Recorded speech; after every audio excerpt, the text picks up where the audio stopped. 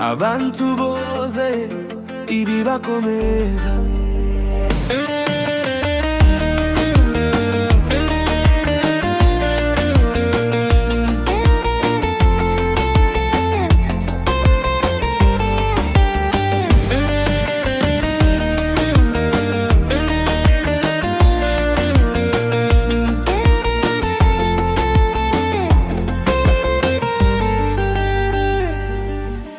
Mwami isi yuzuye amarira, abantu benshi bararamerewe, babuze ijambo ribakomeza, babuze amahoro mu mitima.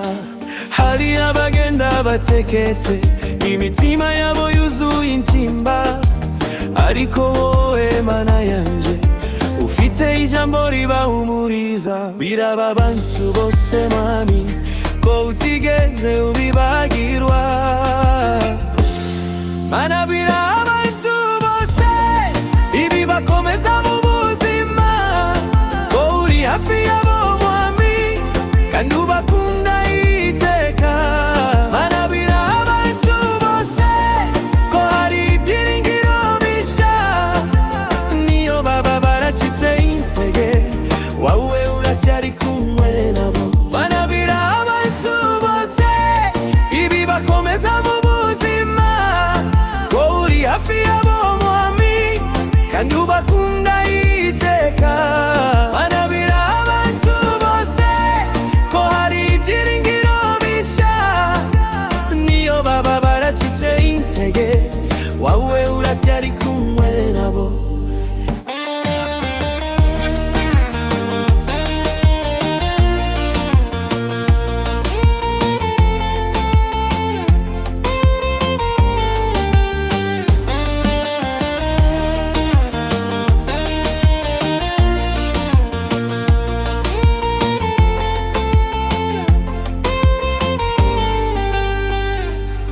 Hari abumva nta gaciro bafite,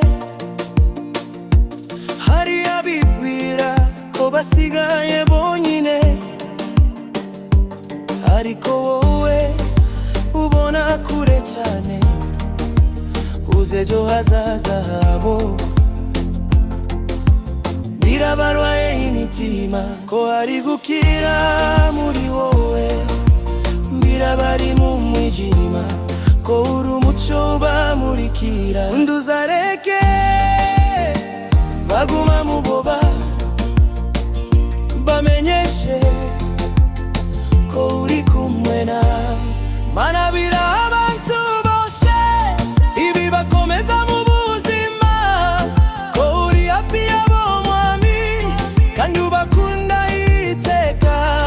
Mana biraba abantu bose ko hari ibyiringiro bisha, niyo baba baracitse intege wawe uracyari kumwe nabo. Mana biraba abantu bose ijambo ryawe rihindura byose, rihumuriza bihebe,